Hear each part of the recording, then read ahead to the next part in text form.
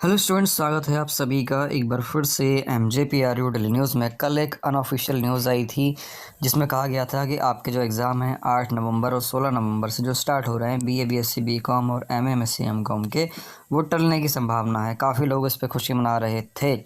आज उस खुशी पे अपने मोहर लगा दी है कि जो आपके एग्ज़ाम हैं वो 100% आपके टल गए हैं। ठीक है, और टल गए हैं और काफ़ी लंबे समय के लिए नहीं टले हैं। और कुछ लोग जो खुशी मना रहे हैं उन लोगों के लिए मैं बता दूं कि ये खुशी वाली बात नहीं है। अगर आप लोगों के इस सेमेस्टर के एग्ज़ाम लेट होते हैं तो अगला सेमेस्टर जो होगा यानी कि सेकंड फोर्थ सिक्स सेम वो भी डिले हो जाएगा। और जब सेमेस्टर डिले होने लगेंगे तो जाहिर सी बात है कि किसी को अगर दूसरी यूनिवर्सिटी में जाना होगा, किसी को दूसरे किसी कोर्स का फॉर्म भरना होगा, तो उसमें उन लोगों को डिले हो जाएगा क्योंकि उनके पास तब तक मार्कशीट नहीं आएगी। ये सिर्फ MJPR यूनिवर्सिटी ही लेट चल रही है। ठीक है, तो बात करें अगर यहाँ पे आप लोगों के सामर्थ पोर्टल के काम की, तो सामर्थ पोर्टल का काम जो है, कल एक न्यूज़ पढ़ी सभी ने कि 7,30,000 का स्टूडेंट्स का जो डेटा है वो भेज दिया गया है लखनऊ में। अब इसमें बहुत टाइम लगेगा, सब ने मान लिया, लेकिन हमें 7,30,000 से कोई मतलब नहीं था। हमें सिर्फ मतलब है BA BSc BCom के स्टूडेंट्स से और MA MSc MCom के स्टूडेंट्स से, जो कुल मिला के 4 लाख हैं। अब इन 4 लाख में से 80% स्टूडेंट्स ने अपने एग्जामिनेशन फॉर्म फिल कर लिए हैं, बचे हुए हैं कुल 20%।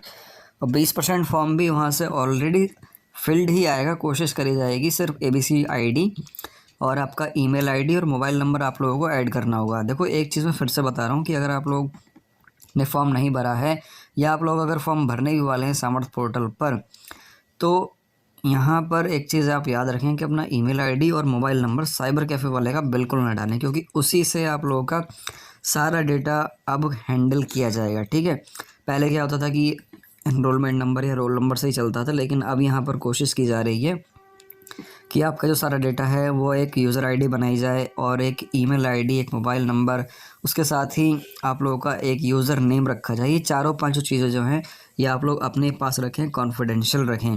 ठीक है, इसी में आप लोगों का सारा डेटा हो जाएगा। मतलब इसी में, जैसे कि मान लो आपके पास एक आधार कार्ड होता है, ठीक उसी तरीके से आप लोग का ये जो सामर्थ पोर्टल है बन रहा है। ठीक, इतना आप याद रखें। दूसरी बात करें हाँ एग्ज़ाम डेट की, तो एग्ज़ाम डेट जो है वो आप लोगों के लिए अब नवंबर से हट के वो दिसंबर में तय करी जा रही है। ठीक है, कोशिश करी जा रही है कि दिसंबर के या तो फर्स्ट वीक से रख लिया जाए या अगर सेकंड वीक से रखा जाए तो उसमें ऐसा रखा जाए कि जनवरी के मिड से पहले पहले आप लोगों के एग्ज़ाम ख़त्म कराने की कोशिश की जाए। क्योंकि यहाँ पर अभी जैसे आप लोगों का सेमेस्टर चल रहा है, BA BSc BCom का डिले हो गया है, MA MSc MCom भी डिले हो जाएगा।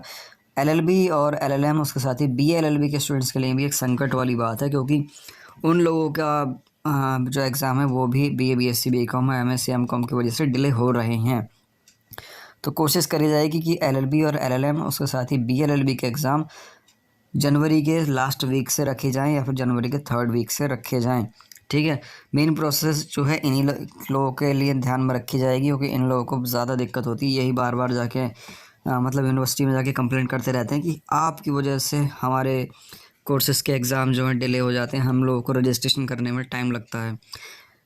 आप लोगों ने अभी हाल फिलहाल में एक नोटिस देखा भी होगा सुप्रीम कोर्ट और की तरफ से कि जो लॉ के स्टूडेंट्स हैं उन लोगों को जो रजिस्ट्रेशन कराने का मौका दे दिया है वो 6 सेमेस्टर में ही दे दिया कि आप लोग अपने फाइनल सेमेस्टर में अपना रजिस्ट्रेशन करवा सकते हैं। इसी चीज़ को ध्यान में रखा जाएगा। कोशिश करी जाएगी कि आप लोगों के जो एग्ज़ाम है वो जल्द से जल्द करवाए जाएँ। ठीक है, तो लंबे समय के लिए आप लोग ना माने इसको, कोई लंबे समय के लिए टल गए हैं।